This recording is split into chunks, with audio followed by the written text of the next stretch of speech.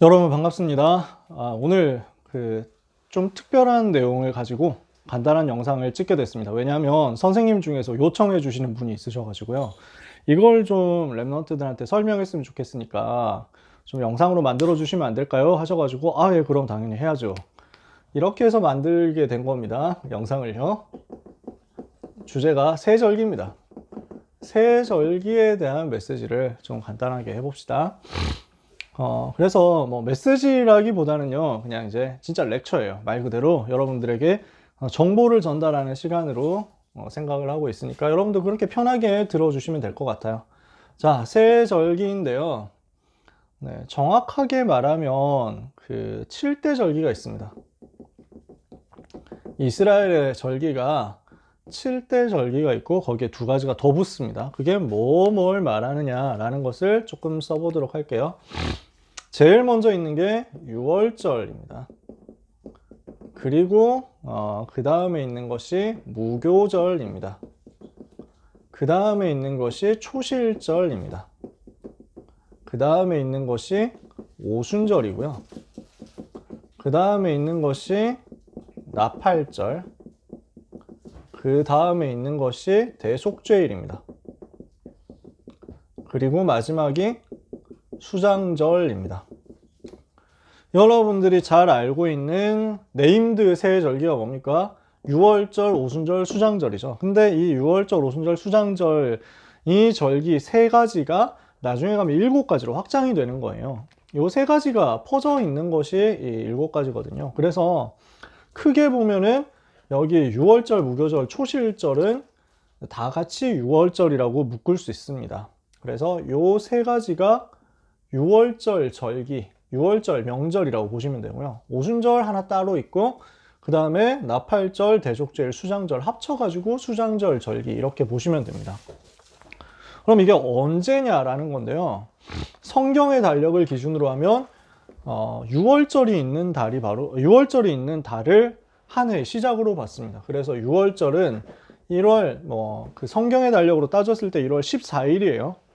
그리고 1월 15일부터 21일까지, 그러니까 6월절이 1월 14일이라고 하면 그 다음 기간, 다음 날부터 일주일 동안이 무교절입니다. 그리고 이거는 약간 좀 특이한데요. 이거는 기간이 며칠이다 이렇게 정해져 있지 않고요. 6월절 후 첫 번째 안식일이 있습니다. 그 첫 번째 안식일 다음 날이 초실절입니다. 오순절은 언제냐? 여기부터 시작해가지고 50일 지난 날이에요. 그래서 오순이라는 말 자체가 50이라는 말이거든요. 한자로 따지면 50이라는 말입니다. 순이 열흘이라는 말이에요. 그래서 열흘 곱하기 5니까 오순절, 50일이라는 말이죠. 그래서 날짜 따지면 3월 6일 정도 됩니다. 그리고 나팔절은 언제냐? 7월입니다. 7월 1일, 2일 이틀 동안 나팔을 부는 거죠. 그리고 7월 10일 하루는 대속죄일로 삼습니다. 그리고 7월 15일부터 일주일 동안은 수장절로 지킵니다.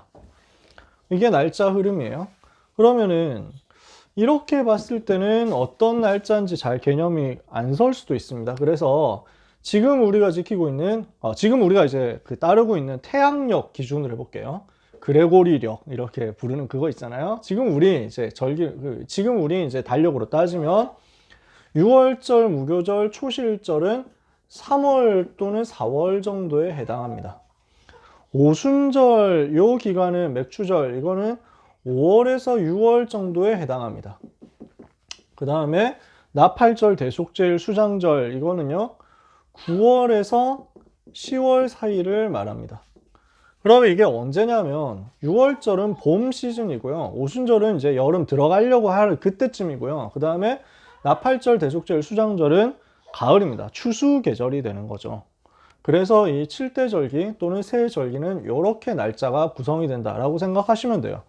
그러면은 여기에 이제 참고로 말씀드리면 두 가지가 더 껴 들어가는데 수전절이라는 절기가 있습니다. 이건 아예 성경에 이제 수전절이라는 절기가 왜 생겼냐라는 내용은 성경에는 안 나오고요. 예수님이 수전절을 지키셨다. 수전절 기간에 성전에 가셨다. 이런 내용은 신약 성경에 나와 있습니다. 수전절은 그 신구약 중간기 시대에 일어났던 일인데요. 그 안티오쿠스 에피파네스라는 시리아 임금이 와가지고 두 번째 성전 있죠, 스룹바벨 성전, 이 성전을 더럽혔어요. 그 안에 제우스 신상 세우고 막 이런 짓을 했거든요. 그래서 마카베오스라는 이 사람들을 비롯한 많은 사람들이 일어나가지고 그 전쟁을 해서 이 안티오쿠스 에피파네스를 비롯한 이 나라, 이 시리아 사람들을 쫓아내고 성전을 정결하게 회복시켰어요. 그래서 이것을 수전절이라고 하는데, 요걸 날짜로 따지면 9월입니다. 그래서 9월 25일부터 8일 동안 지키는 절기가 수전절이에요. 그래서 이거는 겨울 시즌이라고 할 수 있겠죠. 불임절은 제일 마지막인데, 성경의 절기로 따졌을 때요, 성경의 달력으로 따졌을 때 12월 14일과 15일 이틀입니다. 그러면은 이걸 따지면 이제 한 2월, 3월 정도 되겠죠, 불임절은. 그래서 요 정도 계절인데, 불임절이 뭔지는 성경에 나와 있죠. 여러분들 많이 들어봤습니다. 에스더 시대 때 일어났던 일이잖아요. 그래서 에스더 때문에 원래 하만이라는 사람이 유다 사람들을, 페르시아 안에 있는 유다 사람들을 다 죽이려고 했었는데, 하나님께서 에스더를 통해서 유다 민족을 구원해가지고 죽지 않게 되었고, 오히려 유다인의 대적, 원수들이 다 무너지는 날이 되었다. 이것을 기념하는 날이 불임절이에요. 그래서 요 성경에 모세 시대 때 제정된 절기가 이 7가지고요. 그 이후에 나온 절기가 2가지, 합해서 9가지의 절기가 되는 거죠. 그러면 우리가 이 2가지에 대해서는 얘기를 안 해도 되고요. 요 7대 절기의 의미가 무엇인지를 조금 봐야 되겠습니다. 그러면 이 7대 절기에 대해서 설명을 좀 해보자면요. 6월절이 무슨 날인지 여러분이 알고 계시죠? 양의 피를 발라서 애굽에서 해방되는 그 날을 말합니다. 양을 잡아서 피를 흘림으로 해방된 그 날을 말하고요. 그래서 같은 절기예요, 사실은. 그 다음 날부터 무교절 이렇게 해가지고 지키도록 만들었는데, 무교절이라는 것은 무교병, 즉 누룩을 넣지 않은 빵을 먹는 절기를 말합니다. 그래서 6월절 양의 피를 바른 그날 해방되어서 나왔잖아요. 그때 하나님께서 무교병을 만들어서 먹어라 이렇게 말씀하셨어요.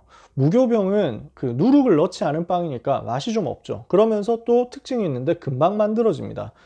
이제 반죽이 부풀어 오르는 시간이 안 드니까. 그래서 왜 무교병을 먹으라고 했느냐? 그래서 애굽에서 고난 당하던 것을 기억해라. 그리고 여기서 이제 빠져나가서 바로 광야로 가야 되니까 서둘러서 가라. 그런 의미가 있습니다. 그래서 6월절 때 하나님께서 모세를 통해 가지고 전 이스라엘 백성에게 말씀하신 게 뭐였냐면, 양을 잡아서 피를 흘려가지고 그 피를 그 집에 문설주, 그 다음에 문인방에 발라라. 문설주, 문인방 이렇게 발라라. 그 피를 보고 죽음의 사자가 넘어가서 너희 집에 장자를 치지 않게 될 것이다. 너희가 구원받게 될 것이다. 이것을 말씀했어요. 그리고 모든 사람들은 다 떠날 준비를 해라. 짐을 챙겨라. 400년 동안 노예였었는데 거기서 해방되는 시간표가 6월절이라는 거죠. 노예에서 빠져나오는 그 시간표를 하나님이 예비하셨고요. 그때 나갈 준비, 이삿짐을 다 싸고 그 다음에 옷차림을 다 가지고 출발 바로 할 수 있도록, 그리고 3가지를 먹도록 만들었는데, 양을 잡았으니까 양고기를 먹겠죠. 그 다음에 무교병을 먹겠죠. 거기다 쓴 나물까지 먹겠습니다. 쓴 나물도 마찬가지 의미가 있어요. 쓰니까 애굽에서 이렇게 고생했구나, 대대로 이것을 먹도록 만든 겁니다. 무교병 먹는 주간이라고 해가지고 무교절이라고 이렇게 붙였습니다. 그리고 초실절은 뭡니까? 처음 난 그 싹을 하나님께 드리는 것입니다. 첫 이삭을, 곡식의 첫 이삭을 하나님께 드리는 것을 초실절이라고 합니다. 그래서 요 3가지 절기가 6월절 기간 동안에 일어난 일입니다. 한마디로 합해서 이게 6월절이 되는 거예요. 그 다음에 오순절은 뭡니까? 이것은 이때가 이제 50일 지난 거예요. 광야길을 이제 6월절에 애굽에서 나와가지고 광야길을 가는 그 절기가 되는 거죠. 그 광야길을 가는 가운데 50일이 되도록 하나님께서 지켜주셨구나 하는 것을 감사하도록 만든 절기예요. 이 절기를 다른 말로는 맥추절이라고도 합니다. 그러니까 보리를 추수했다 그 말이죠. 또 다른 말로 칠칠절이라고도 하는데, 이거는 뭐 같은 말이에요. 7 곱하기 7이 49잖아요. 49일 지나고 7주간 안식일 지나고 나서 그 다음날, 그 7번의 주일을 지나고 나서 그 다음날이니까 오순절하고 딱 맞죠. 맥추절, 그러니까 보리나 밀 이런 것들을 처음 추수하게 되는 그 시간표잖아요.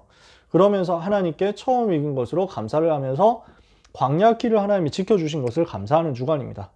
나팔절, 대속죄일, 수장절은 또 이렇게 연결이 되어 있는데요. 나팔절은 말 그대로 나팔을 불어서 주의를 환기시켜서 선포하는 것입니다.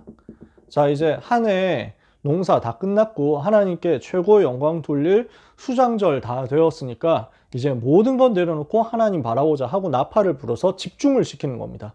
그래서 계속 나팔을 불어가지고 이제 쉽게 말하면 지금식으로 따지면 사이렌을 울리는 거죠. 그래서 전체 다 알리는 거예요. 지금 이제 그 시간표 됐다. 그래서 속죄일이라는 이 시간에는 어떻게 하냐면요. 전체 이스라엘 백성이 정결하게 해가지고 하나님 앞에 조용하게 경건하게 회개하는 시간을 가집니다.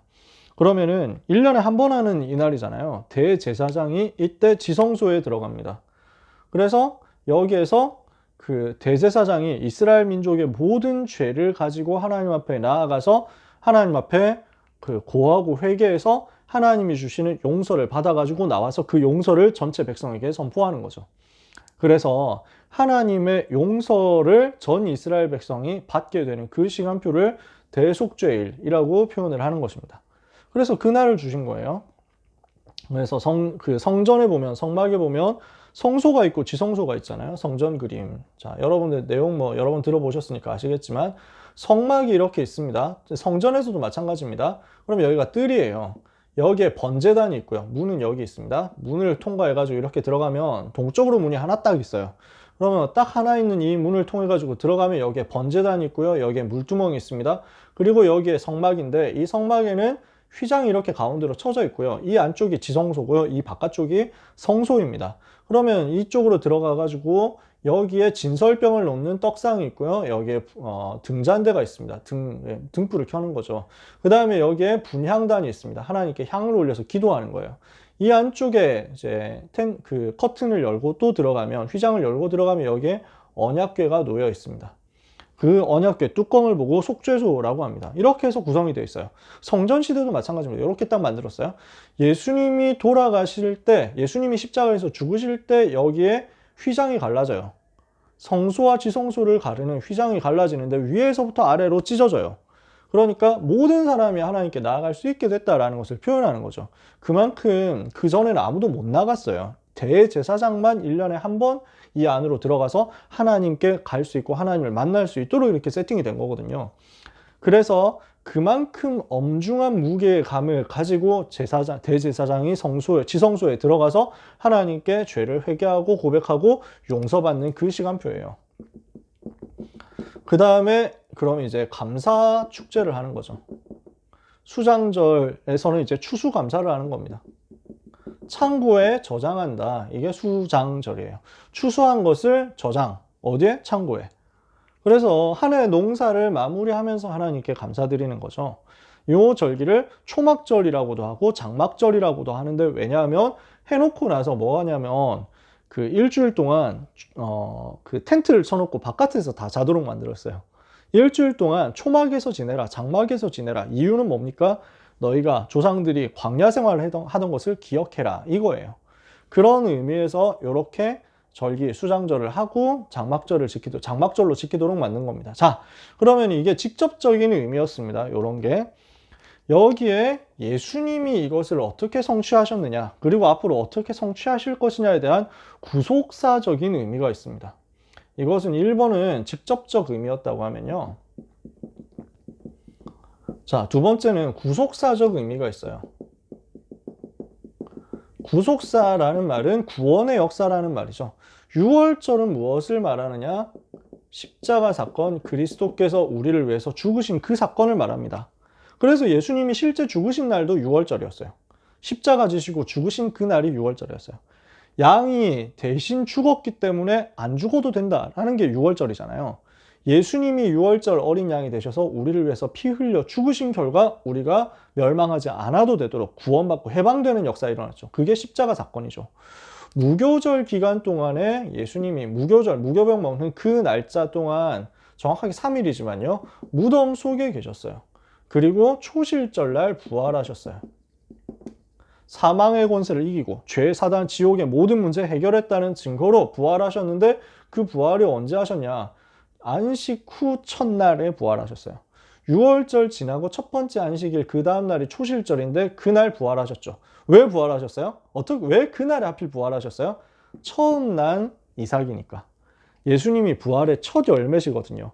예수 믿는 모든 사람 나중에 부활하게 되죠. 그 부활의 첫 열매로서 예수님이 이 날 부활하신 것입니다.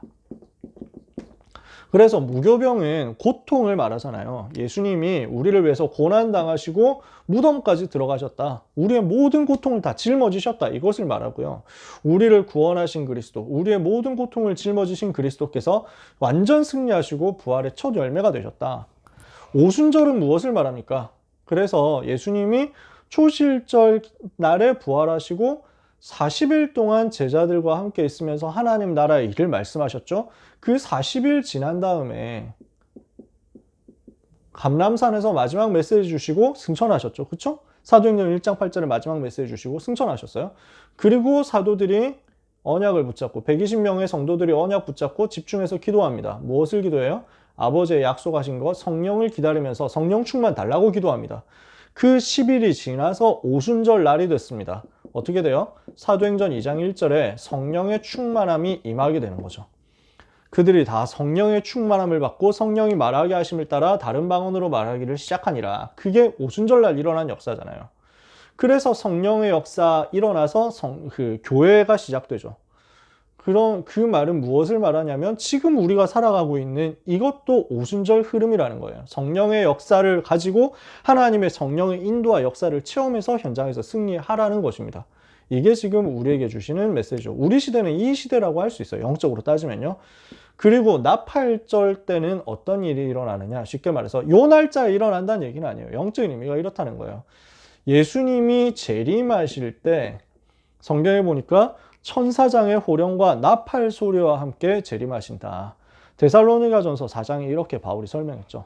큰 천사장의 호령과 크게 부르는 거예요. 그리고 나팔 소리와 함께 하늘에서부터 예수님이 재림하시는데 모든 사람이 보고 알고 깨닫도록 예수님은 분명하게 재림하십니다. 숨어서 재림하시지 않아요. 내가 저 사람이 재림 예수라는데 이런 거 없습니다.